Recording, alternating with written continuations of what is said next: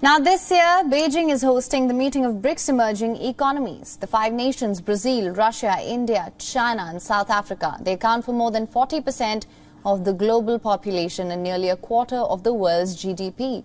On the eve of the virtual summit, leaders from BRICS nations addressed a business forum.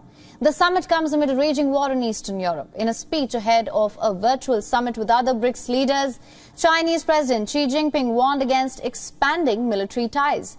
Xi told the BRICS Business Forum that Ukraine crisis is a wake-up call. He warned against expanding military alliances and seeking one's own security at the expense of other countries' security. Xi also took a swipe at United States and European Union sanctions on Russia, saying that sanctions are a boomerang and a double-edged sword. Amid unprecedented Western sanctions imposed over Ukraine, Russian President Vladimir Putin called for strengthening of ties with the influential club of BRICS emerging economies.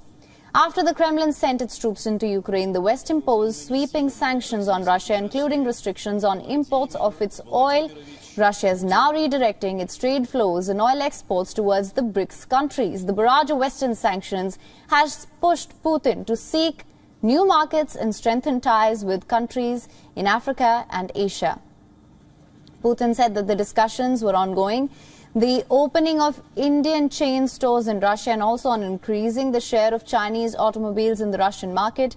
There's also been a noticeable increase in export of Russian oil to China and India. China and India, they've strong military links with Russia and buy large amounts of its oil and gas. Three of BRIC members, that is China, India and South Africa, they have abstained from voting on a United Nations resolution condemning Russia's invasion of Ukraine.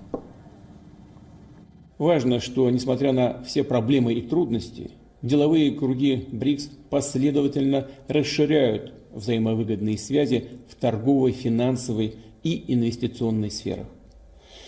Так, товарооборот Российской Федерации с государствами «пятерки» по итогам первых 3 месяцев текущего года вырос на 38% до 45 миллиардов долларов.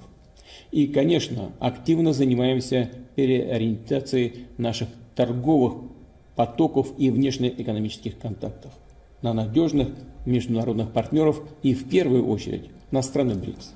Meanwhile, Indian Prime Minister Narendra Modi emphasized the importance of BRICS nations in a post-pandemic world. The Indian representative also emphasized on the significance of the BRICS group, saying the group of emerging economies can evolve as an engine of global growth.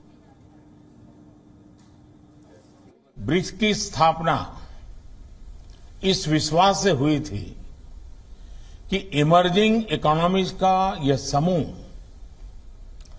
वैश्विक growth के engine के रूप में उभर सकता है। आज जब पूरा विश्व पोस्ट कोविड रिकवरी पर फोकस कर रहा है, तब ब्रिक्स देशों की भूमिका एक बार फिर बहुत महत्वपूर्ण रहेगी। Now all eyes are on the BRICS countries virtual summit, which is set to commence today at 1:30 p.m. Indian Standard Time.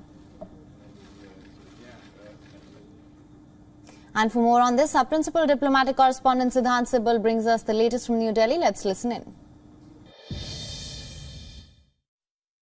Indian Prime Minister Narendra Modi will be taking part in the BRICS virtual summit later today. Now, the BRICS grouping is an important economic grouping, but also discussing other global and regional issues. And the meeting taking place in the backdrop of the Russian invasion of Ukraine. Of course, openly it will not be discussed, but its impact on food prices, commodity prices, fertilizer prices and supply chains will be something that will be discussed, expected to be discussed. But largely, if you look at inside the BRICS grouping, two countries, of course, do not have a very positive relationship.